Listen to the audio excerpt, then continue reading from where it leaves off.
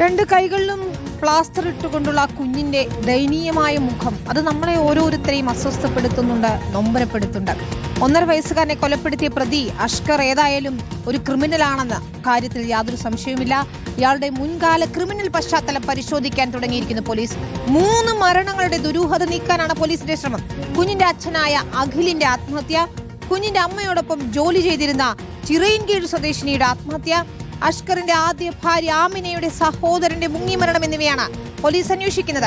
അഖിലിന്റെ മരണത്തിലും ആമിനയുടെ സഹോദരന്റെ മുങ്ങിമരണത്തിലും ഇരു കുടുംബങ്ങളും ഇതിനോടകം തന്നെ അഷ്കറിന്റെ പങ്കിനെ കുറിച്ച് ആരോപണം ഉയർത്തിയിട്ടുണ്ട്.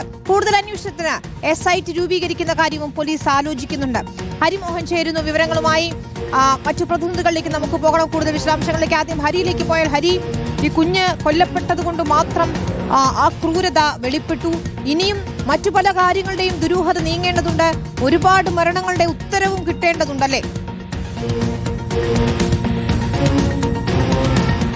തീർച്ചയായിട്ടും വിനീത, ഈ അഷ്കറുമായി ബന്ധപ്പെട്ടുകൊണ്ട് തുടക്കം മുതൽക്ക് തന്നെ പോലീസിന് ചില സംശയങ്ങൾ ഉണ്ടായിരുന്നു. അതായത് അഷ്കറിനെതിരെ പല സ്റ്റേഷനുകളിലായി പല കേസുകളും, പ്രത്യേകിച്ച് ഈ പണമിടപാടുമായി ബന്ധപ്പെട്ടുകൊണ്ടുള്ള കേസുകളായിരുന്നു രജിസ്റ്റർ ചെയ്തിരുന്നത്. അതല്ലെങ്കിൽ മറ്റൊരു പരാതിയുടെ രൂപത്തിൽ തന്നെ പല സ്റ്റേഷനുകളിലും ഇങ്ങനെ ചില വിഷയങ്ങൾ ഉണ്ടായിരുന്നു. അപ്പോൾ ഇതൊക്കെ പോലീസിന്റെ ശ്രദ്ധയിൽപ്പെട്ടിരുന്നു. തുടർന്നാണ് വിശദമായ ഒരു അന്വേഷണം നടത്തിയത്. അത് വെറും പണം തട്ടലിനപ്പുറത്തേക്ക് വളരെ ഗുരുതരമായിട്ടുള്ള ആരോപണങ്ങൾ കൂടി അഷ്കർ നേരിട്ടിരുന്നു. മാത്രമല്ല ചില ദുരൂഹതകൾ അഷ്കറിനെ ചുറ്റിപ്പറ്റി ഉണ്ടായിരുന്നു എന്നുള്ളത് പോലീസിന് മനസ്സിലായി. അതിന്റെ ഭാഗമായാണ് കൂടുതൽ മൊഴിയെടുപ്പിലേക്ക് കടന്നത്. അങ്ങനെ മൊഴിയെടുത്തപ്പോഴാണ് ഈ അഖിലയുടെ, അതായത് 2ാം പ്രതി കൂടിയായിട്ടുള്ള അഖിലയുടെ ആദ്യ ഭർത്താവ് അഖിൽ നേരത്തെ ആത്മഹത്യ ചെയ്തിരുന്നു. അഖിലിന്റെ ആത്മഹത്യയുമായി ബന്ധപ്പെട്ട അഖിലിന്റെ കുടുംബം തന്നെ പോലീസിന് ഇപ്പോൾ മൊഴി നൽകിയിട്ടുണ്ട്. ആ മൊഴി പ്രകാരം അഖിലയും അഷ്കറും തമ്മിലുള്ള ബന്ധം, ആ ബന്ധമാണ് ഈ ആത്മഹത്യയിലേക്ക് നയിച്ചത്. ആ ബന്ധം നേരത്തെ തന്നെ അഖിൽ അറിയുകയും ചില സംസാരങ്ങൾ നടക്കുകയും ചെയ്തിരുന്നു. അതിനെ തുടർന്നാണ് ഒരു ദിവസം ഈ അഖിൽ ആത്മഹത്യ ചെയ്ത നിലയിൽ കണ്ടെത്തിയത്. അപ്പോൾ അത്തരത്തിൽ ആത്മഹത്യ ചെയ്തതിന് എന്തെങ്കിലും പ്രേരണയായോ ഈ സംഭവം, അല്ലെങ്കിൽ അഷ്കറുമായി ഈ കാലഘട്ടത്തിൽ അഖിൽ സംസാരിച്ചിട്ടുണ്ടോ നേരിട്ട്, തുടങ്ങിയ കാര്യങ്ങളാണ് ഇപ്പോൾ പോലീസ് അന്വേഷിക്കുന്നത്. അതാണ് ഏറ്റവും ആദ്യമായിട്ട് പോലീസ് അന്വേഷിക്കുന്ന ഈ കുട്ടിയുടേതല്ലാത്തൊരു മരണം, അഖിലിന്റെ മരണം. രണ്ടാമത്തേതെന്ന് പറയുന്നത്, ഈ അഖില ജോലി ചെയ്തിരുന്നത് ഒരു ഡാൻസ് സ്കൂളിലാണ്. ആ ഡാൻസ് സ്കൂളിലെ ഡ്രൈവറായിരുന്നു അഷ്കർ. അവിടെ വെച്ചാണ് ഇരുവരും തമ്മിൽ പരിചയപ്പെടുന്നത്. പക്ഷേ ആ ഡാൻസ് സ്കൂളിലെ തന്നെ മറ്റൊരു ജീവനക്കാരിയായിട്ടുള്ള ചിറയിൻകീഴ് സ്വദേശിനി, ആ ചിറയിൻകീഴ് സ്വദേശിനിയും അഖിലിന്റേതിന് സമാനമായി തന്നെ ആത്മഹത്യ ചെയ്തിരുന്നു.